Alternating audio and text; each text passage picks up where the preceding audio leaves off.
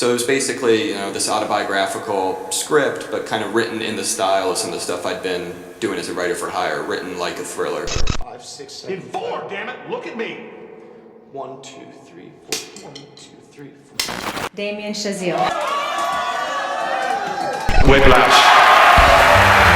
He is only like 2 years older than me. He's the youngest director that I've worked with, and it was great, man. What if I told you that one of the greatest films of the decade started as a small short film that nobody wanted to fund? A 15-minute story about a jazz drummer and a terrifying teacher that went on to win 3 Oscars and launch one of Hollywood's most exciting directors. This is the incredible journey of Whiplash, and how Damien Chazelle turned his small short film into an Oscar-winning masterpiece. So Whiplash was it came from those kind of parameters, something small, something that's in a world I know well. This guy is one of the critically acclaimed filmmaker and personally my favorite director working in modern cinema.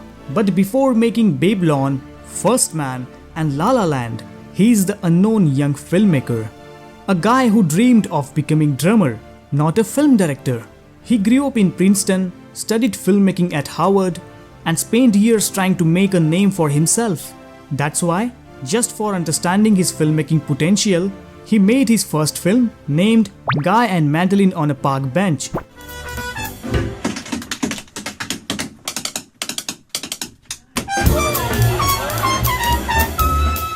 He made this film with the help of his friends, went almost unnoticed by the critics and audience. But one idea kept haunting Damien's mind: the personal experiences, especially of the pressure, fear, and obsession he once felt as a jazz student. That idea became Whiplash. When Chazelle first wrote the full-length Whiplash script, no single studio wanted it. They said it was too small, too dark, the story is not commercial enough, and too much about drumming. After countless rejections, Chazelle reached a breaking point. He had his full Whiplash script in his hand, tight, intense, and full of raw emotion. But no one wanted to take the risk. So instead of giving up, he said, "If they can't see what I see, I'll show them." That's when he decided to make a short version of Whiplash. Not as a trailer, not as a teaser, something real that producers could feel and experience, but as a proof of concept. For making the short film, he picked the most explosive scene. Now answer my question. Were you rushing or were you dragging? There was the full script, and we took a scene basically from the short. In the movie, it's the first kind of big studio band rehearsal scene. So kind of JK's first sort of full rehearsal session with Andrew. The rushing or dragging sequence, where the terrifying jazz instructor Fletcher pushes his student Andrew to the edge of a breakdown. The scene is pure chaos. The sound of drums, the ticking of metronome, the sweat, the fear. It's not about music anymore. It's about dominance and control. He got J.K. Simmons on board, already known for his intensity. For the student role, he cast Johnny Simmons, who brought a nervous, almost fragile energy that made the tension real. They shot it in just 3 days, inside a cramped jazz room in Los Angeles. No big lights, no fancy crew, just raw filmmaking. Every take was sweaty, emotional, and alive. The camera almost felt like another drummer, keeping rhythm with every shot. The drumming wasn't perfect, but that imperfection made it human. When the shot was ready, Chazelle sent it to Sundance Film Festival in 2013. When it premiered, the crowd felt silent. The energy in that theater was electric. And when it ended, thunderous applause. The short film won the Sundance Jury Award, and in that moment, everything changed. The same studios that once said no were now calling him for offering Damien Chazelle to make this award-winning short film into a proper feature-length film. Now with the success of the short film, Chazelle finally got the green light to make Whiplash as a full feature. But even then, it wasn't an easy journey.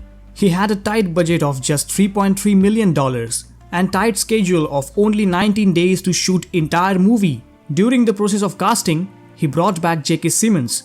Of course, no one else could play Fletcher, and no one can replace him as this outstanding character. And J.K. as an actor is so good at finding those little shadings in a character, of making it not one-dimensional, really sort of rounding out the human being underneath the monster. You're watching Prime Cinephile, and if you love movies as much as I love, don't forget to subscribe for more deeply enthusiastic videos about cinema. For the lead, he cast Miles Teller, who had real drumming experience. For preparing this role, Miles practiced for hours every day to deeply understand about real obsession of drumming. And most of the drumming you see in the film is actually him playing. Chazelle shot the film in a way that made it feel intense and claustrophobic. The camera often stayed close on the sticks, the sweat, the veins, the blood on the hand. You can actually feel the intensity of the close-ups. It wasn't about music anymore. It was about obsession. Every drum beat felt like a heartbeat, pushing Andrea towards madness. The editing done by Tom Cross became the soul of the movie. Fast cuts, quick shots, hard sounds, everything was built around rhythm. The editing felt like jazz. It moved fast, unpredictable, and alive. Chazelle said he wanted to shoot Whiplash like a boxing movie. To the head, another left, another right to the jaw. As Lamont turns around, he's been playing possum. He's got your heel hurt. Not about punches, but about notes. The practice room became the ring. Fletcher and Andrew weren't teacher and student anymore. They were fighter and opponent. And most importantly, the final scene, that explosive drum solo, took 3 days to shoot. No CGI, no green screen, just real emotion and real exhaustion. You can see when Fletcher smiles at Andrew in that final moment. It's not a victory, it's mutual respect. Two people who destroyed each other for the sake of art. Yeah, I mean, Whiplash was actually very much like, it was sort of strategic in a way for me. It was born out of frustration. When Whiplash premiered at Sundance again, this time as a feature, it was unstoppable. Film received a standing ovation. It went to win the Grand Jury Prize and Audience Award. Then came the Oscars. It was nominated for 5 Oscars and won 3. One for Best Sound Mixing, Best Film Editing. I want to thank the Academy for honoring Whiplash with this award. And one for Best Supporting Actor to J.K. Simmons. Wow, thank you. The movie met Chazelle at just 29 years old, one of Hollywood's youngest critically acclaimed directors. He had done what every filmmaker dreams of. He turned rejection into legacy. And that's what makes this story so powerful. Your short film, your small project, your one idea could be the beginning of everything. The story of Whiplash isn't just about jazz. It's about obsession, pain, and the price of greatness.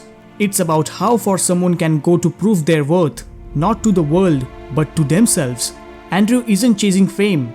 He is chasing perfection. And perfection always comes with a cost. It's lonely, exhausting, and sometimes cruel. But that's what makes his story real. Because anyone who's ever chased a dream knows that feeling. And Damien Chazelle, he understood that struggle. He didn't wait for permission. He created his own path. He turned his frustration into art. He wrote Whiplash when nobody believed in him. He shot a short version of it with barely any money. That short film got him noticed. That small step changed his entire life forever. And that's the real lesson, my friend. You don't need permission to start. You don't need $1 million or the perfect setup. You just need to take the first step. Write that idea, shoot that scene, tell that story to the world. Because sometimes, your small project today becomes the thing that defines your future, just like Whiplash did for Chazelle.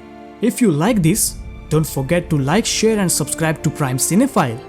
Till then, keep watching films, keep inspiring, keep learning and enjoy the greatest frames of cinematic beauty.